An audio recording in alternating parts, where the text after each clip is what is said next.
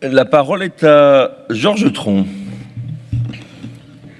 Merci, Monsieur le Président, de me donner à mon tour la parole pour vous dire que je suis assez étonné du débat que nous avons aujourd'hui, et pour plusieurs raisons. Je suis étonné en premier lieu parce que nous avons un débat qui, ça a été dit tout de suite, est détaché de celui du budget. C'est étonnant. Voilà une question qui porte sur les taux, donc sur les recettes, et nous sommes 3 mois après le vote du budget. Je me souviens de ce qu'on nous avait indiqué lors du vote du budget. On nous avait dit qu'il y a des questions qui sont en suspens, notamment la réforme de la fiscalité locale, la mise en place du plan pauvreté. Vous comprenez, on ne peut pas prendre de décision maintenant, on n'a pas tous les éléments. Est-ce qu'on les a plus aujourd'hui? La réponse est non.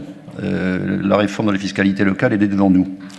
Je suis étonné, en second lieu, parce qu'il est très peu question, Jérôme Guedj vient pourtant de le faire, je le ferai différemment de lui, de la problématique qui a été posée par la contrainte liée au remboursement de sa méthode de gestion. J'avais dit ce que j'avais à dire à l'époque, je le maintiens au mot près. Et je maintiens au mot près ce que j'avais dit à l'époque, non pas simplement sur sa façon de gérer, mais sur la façon dont nous devions gérer sa façon de gérer. Et je me permets de rappeler à cette majorité, je lui permets de lui rappeler que nous avons pris, vous avez pris la décision de vouloir politiquement gérer, par l'augmentation des taux, un problème qui était un problème de nature administrative. Et de ce point de vue-là, la responsabilité que vous avez revendiquée, que vous avez prise, elle se retourne aujourd'hui contre vous. Vous vous souvenez que nous étions tous ensemble, j'ai fait campagne pour les élections de 2015, j'ai fait campagne pour que nous ayons une gestion qui soit une gestion saine. Une gestion saine, je vais y revenir, c'est une gestion, à mon sens, qui peut correspondre à bien des objectifs et bien des résultats que Dominique Echaroux évoquait tout à l'heure. Mais une gestion saine, ça ne voulait pas dire faire n'importe quoi, et faire n'importe quoi par prétention. J'ai en travers de la gorge les mots qui ont été employés à l'époque, quand on m'a dit « nous prenons nos responsabilités », comme si le fait de prendre ses responsabilités, ça voulait dire faire n'importe quoi. Contrairement à Jérôme Guedj, au moment où je m'exprime, je vous le dis très clairement, moi j'ai pas lu, et pour cause, le pré-rapport de la Chambre régionale des comptes. Mais ce que j'entends, c'est qu'en réalité, vous voilà maintenant confrontés à un problème que j'avais pourtant bien évoqué en 2015. Et je me souviens des mots désobligeants que Pascal Bicard et Christine Rodier, comme moi-même, avons dû entendre à l'époque. Je parle des mots, je ne parle même pas des attitudes. Nous voilà aujourd'hui, vous voilà aujourd'hui, confrontés à la réalité de ce rapport de la Chambre régionale des comptes. Je ne peux pas en dire plus parce que je ne le connais pas. Je dirais simplement qu'il est désolant que sur un piège politique aussi grossier, vous n'ayez pas été capable de dominer ce qui était exclusivement un petit esprit revanchard pour en arriver là où nous en sommes. En tout cas, en ce qui me concerne, je vous l'ai dit très clairement, j'en suis profondément désolé. Sur ce rapport de la Chambre régionale des comptes, d'ailleurs, que je ne connais pas, j'en dirai pas plus. En revanche, Monsieur Echaroux, je note que dans votre discours, la contrainte financière est à peu près présente partout. Vous l'évoquez partout. Et c'est là où je vais venir dans le vif du sujet dans quelques instants. Ça ne nous a pas empêché, je vous en félicite d'une certaine façon, de pouvoir rembourser ce que vous appelez les errements, les cavaleries, tout ce que vous voulez, de Jérôme Guedj, le rembourser en 3 ans alors que c'était prévu en 5 ans. Ce qui veut bien dire que d'une façon ou d'une autre, la hausse des impôts nous permettait de disposer de marge de manœuvre, ça va de soi. Vous avez réussi à faire le chemin des 5/5 en 3/5, il n'y a pas besoin d'en dire beaucoup plus. Je voudrais vous faire part de mon étonnement ensuite, pour que vous entendre évoquer, comme vous l'avez fait plusieurs fois, ce contexte de baisse des impôts auquel tout le monde aspire pour en extraire le conseil départemental de l'Essonne. Je ne veux pas vous faire un tableau descriptif de la situation de notre pays, vous la connaissez comme moi. Il est quand même assez étonnant qu'une majorité qui est élue sur les idées qui sont les nôtres, et une grande partie d'entre nous faisant partie de la même famille politique, que cette majorité n'entende pas le discours qui est tenu par nos propres responsables. Moi, je suis assez sidéré d'entendre à la télévision, lors du grand débat il y a quelques jours sur BFM, le président d'un parti qui est le mien et qui est celui d'une grande partie d'entre vous, expliquer que l'alpha et l'oméga de la politique qu'il souhaiterait mener, c'est la baisse de la fiscalité. Je suis stupéfait d'entendre ce propos repris par des gens d'un parti auquel je n'appartiens pas, celui qui gouverne le pays aujourd'hui, expliquer, c'est le Premier ministre qui l'a fait encore il y a quelques jours après le Président de la République, et j'ai écouté avec soin ce qu'a dit le Président de la République lors du grand débat avec les intellectuels l'autre jour, Laure Darcos, pour apporter témoignage que son mari, sans doute, qui était présent, a dû avoir la même la même observation que moi. C'était un débat qui tournait sur des questions fondamentales, mais le mantra du président de la République, c'était la baisse des impôts. Alors il y a Mélenchon qui n'est pas sur cette longueur d'onde-là, mais nous sommes tous sur cette longueur d'onde-là. Et il se trouve, mes chers collègues, que quand nous portons la question ici au Conseil départemental de l'Essonne, quand nous le faisons avec Pascal et avec Christine Rodier, mais nous sommes susceptibles de rompre la cohésion de la majorité pour un débat qui est dans tout le pays. Il faut bien que vous compreniez ça. Je ne m'adresse pas forcément d'ailleurs aux conseillers, eux le savent, mais je pense que ce débat est retransmis. Il faut que vous sachiez qu'aujourd'hui, quand le débat de la baisse des impôts et de la baisse de la dépense publique est porté au sein de la majorité du Conseil départemental de l'Essonne, eh bien c'est quasiment un crime de lèse-majesté. Je vous laisse d'ailleurs le soin, paraît-il, de m'adresser une lettre, et paraît-il que vous avez envie de m'adresser une lettre. Rédigez-la bien, mes amis, parce que j'y répondrai publiquement, et pour chacun d'entre vous, il y aura une réponse individuelle. Je vous le dis très clairement. En tout cas, je termine par l'étonnement qui est le mien, en vous disant que je suis étonné en dernier lieu, et je m'adresse plus particulièrement à Dominique Écharou, et s'il le veut bien, à Dominique Fontenaille. Je suis étonné en dernier lieu que ce débat que nous avons donc, par la force des choses, ici, en Assemblée, nous ne l'ayons pas eu au sein de la majorité, j'en tire pour ma part sans aucun regret toutes les conséquences, mais que nous ne l'ayons pas eu en amont, les uns avec les autres. Moi, je me souviens d'avoir participé à des travaux très instructifs et très intéressants lors de 2 missions d'information et d'évaluation, avec un personnel d'ailleurs que je tiens encore à saluer, le personnel du département qui était plein de compétences. Nous avons eu ces 2 missions d'information et d'évaluation et nous nous retrouvions à peu près sur les grandes lignes. D'ailleurs, elles se sont terminées, ces missions, avec un travail partagé, des observations communes. Mais qu'est-ce que je constate? Je constate qu'en réalité, nous étions à peu près tous d'accord pour considérer qu'il fallait arriver in fine à une baisse des impôts. C'était d'ailleurs en ce sens que nous travaillions tous à l'époque, et tous d'accord pour considérer que le débat serait posé au moment où nous aurions remboursé les factures de Jérôme Gage. Et bien ce moment, il est venu, mes chers amis. Ce moment, il est venu, et c'est la raison pour laquelle nous devons maintenant nous pencher sur la réalité des chiffres. Je mets de côté, et c'est un point de désaccord avec Dominique Écharou, là encore, je mets de côté ce que vous avez affirmé plusieurs fois concernant ce que nous n'aurions pas pu faire si nous avions baissé les impôts. Vous avez simplement omis, et pourtant c'est la mantra de notre famille politique également, j'en suis désolé de le rappeler ici, mais toutes les économies que l'on peut dégager, je prétends et continue à prétendre que nous avons de loin pas épuiser notre vivier d'économie potentielle. C'est vrai, bien entendu, sur des politiques qui sont des politiques importantes. J'ai entendu tout à l'heure Sandrine Gélo expliquer d'ailleurs de façon intéressante, je l'en remercie, une partie de son volet écologique sur sa politique du logement. Sur la politique du logement et de l'habitat, des économies sont à réaliser, bien entendu. Et il y a beaucoup d'autres sujets sur lesquels nous pourrions faire, notamment dans des compétences qui sont des compétences que nous continuons à assumer alors que nous ne devrions pas le faire.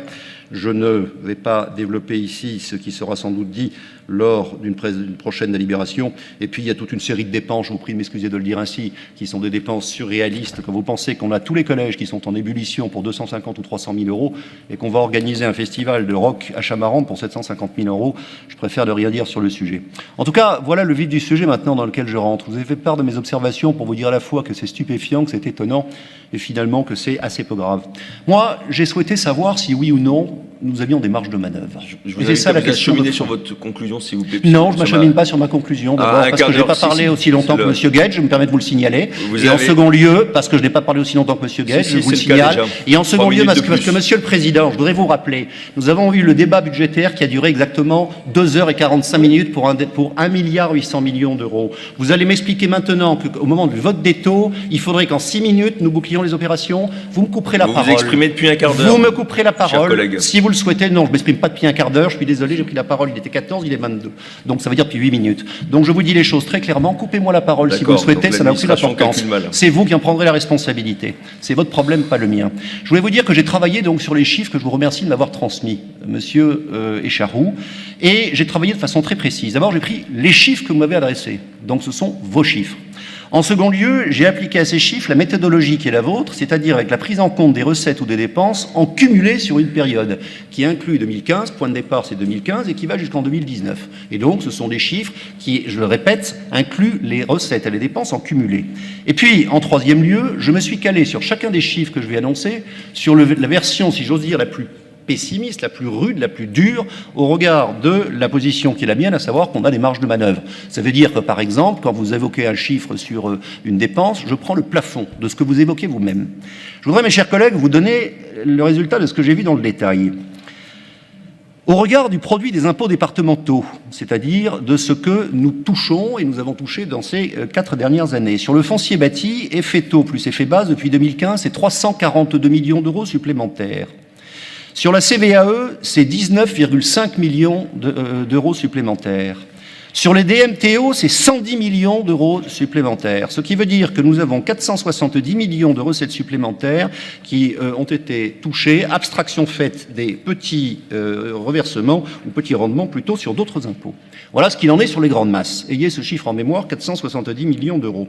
J'ai regardé ensuite tout naturellement ce qui relevait des différentes dépenses ou des baisses que vous avez évoquées. Et là, c'est assez clair. Il y a celles qui sont certitudes et il y a celles qui sont interrogations. J'ai donc regardé les certitudes à partir de vos chiffres, j'invente rien, ce sont vos chiffres. Et je les ai regardés dans la perspective de cette continuité que j'évoquais tout à l'heure. Les AIS, il y a 100 millions d'euros d'AIS qui ont été versés en plus sur la période, 28 millions de compensations qui ont été perçues en plus. Ça veut donc dire qu'il y a 72 millions d'euros qui ont été versés en plus en AIS par le département. Et là-dessus, vous avez à peu près 10 millions par le fonds de compensation, ce qui veut dire que grosso modo, nous avons versé de fait à peu près 62 millions d'euros supplémentaires. J'entends ce que vous indiquez sur les MNA. J'ai calculé comme vous le chiffre approximatif de 25 millions d'euros, phénomène d'ailleurs qui est relativement difficilement appréciable pour moi, mais enfin je me cale sur vos chiffres, je veux bien les croire. Nous sommes donc à 62 plus 25, ça fait 87 millions d'euros. J'ai regardé ensuite la baisse de la DGF, en partant comme année de référence l'année de 2015, c'est-à-dire l'année de l'alternance, c'est la dernière année de gestion de Jérôme Gage, et j'ai calculé en intégrant bien entendu les dispositifs du plan Hollande de diminution de 12 millions d'euros, 12 milliards d'euros au niveau national des aides aux collectivités, et puis bien entendu le plan de contractualisation. La perte cumulée est énorme, je vous le concède, elle est de 162 millions d'euros en 4 ans, et puis cela va de soi, j'ai intégré en dernier lieu les remboursements qui sont liés à la dette que vous appelez la cavalerie de Jérôme Gage, 108 millions d'euros, et non pas d'ailleurs comme on pourrait le penser 80 et je ne sais plus combien, 95, il y a effectivement 108 millions d'euros. J'ajoute à ces certitudes, ça ce sont des chiffres qui sont irréfragables, les interrogations que nous avons. Dans votre calcul, monsieur Écharou, à la demande du président, il y a 2 choses qui m'ont frappé. D'une part, c'est votre évaluation du plan pauvreté. Vous dites grosso modo 8 millions d'euros. Il se trouve que moi, j'ai quelques amis qui dirigent des départements, je les ai appelés hier, y compris en Ile-de-France, je leur ai demandé ce qu'il en était, il n'y en a pas un seul d'entre eux qui m'a sorti les mêmes chiffres. Je retiens votre chiffre de 8 millions d'euros. Ce n'est pas le mien, mais je le retiens pour ne pas fausser le calcul et vous faciliter la réponse. 8 millions d'euros, je le répète, on ne les fera pas. J'ai fourni les exemples, j'ai regardé le plan pauvreté dans le détail, je ne peux pas contrarier le président, je m'en voudrais, donc je vais aller droit au but. Vous avez 8 millions d'euros sur le plan pauvreté. Il y a ensuite le fonds de solidarité interdépartemental. Vous calculez 9 millions d'euros.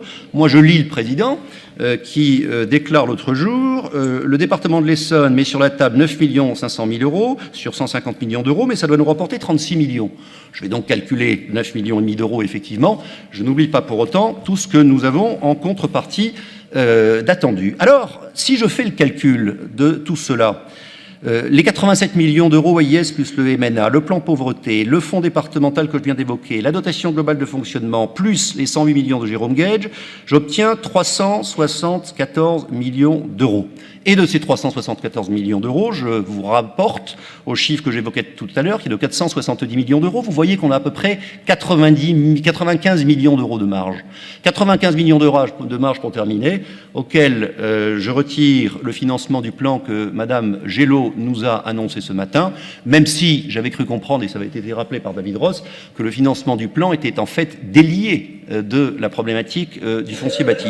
Ça veut dire que si j'enlève ces 25 millions d'euros, vous avez, d'après mes calculs, à peu près 70 millions à 75 millions d'euros de marge.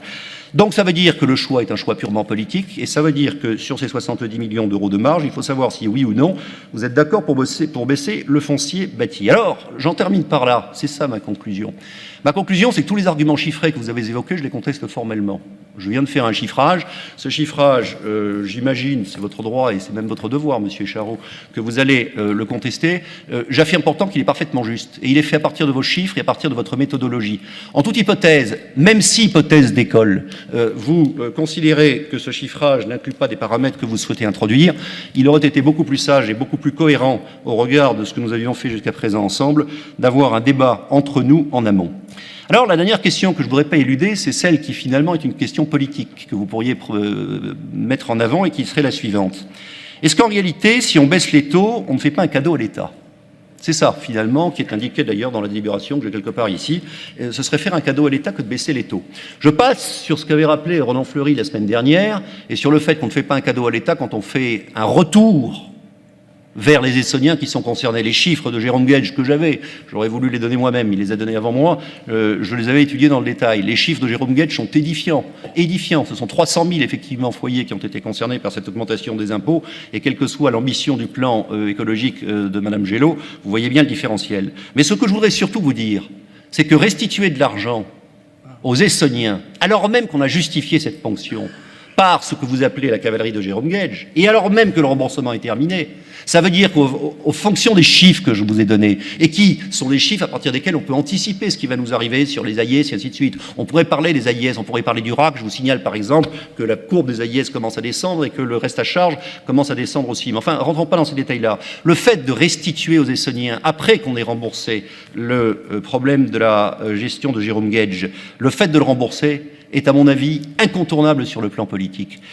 Si vous dites que baisser les taux, c'est faire un cadeau à l'État, je vous soumets cette dernière idée, Monsieur Écharou. Je reconnais qu'elle mérite peut-être un débat beaucoup plus long et on aurait dû l'avoir également en amont, ce débat ensemble. Je voudrais vous dire la chose suivante. Si vous faites le calcul, dans l'hypothèse où le transfert du foncier bâti départemental se fait vers le bloc communal, ce qui n'est pas retenu, j'ai écouté justement au débat auquel je faisais allusion tout à l'heure le président de la République, répondant à une question, je ne sais plus de quelle économie, je crois que c'est Philippe Aguillon, indiquait que la décision n'était pas prise. Mais admettons qu'elle le soit. Je regretterais comme vous, comme sans doute j'imagine beaucoup des membres de la majorité et sans doute de l'opposition, qu'on nous prive du levier fiscal, le dernier qui nous reste entre les mains, qui est celui du foncier bâti. Ça, je le regretterais profondément. Mais ce que je veux vous dire, c'est que le calcul selon lequel ce serait un cadeau fait à l'État est un mauvais calcul. Et je vous dis pourquoi en deux mots. Tout le monde sait que la taxe d'habitation supprimée, c'est à peu près 25 milliards d'euros. Tout le monde sait que le foncier bâti départemental, c'est approximativement 16, je vous parle en millions, c'est en milliards bien sûr, 25 milliards d'euros.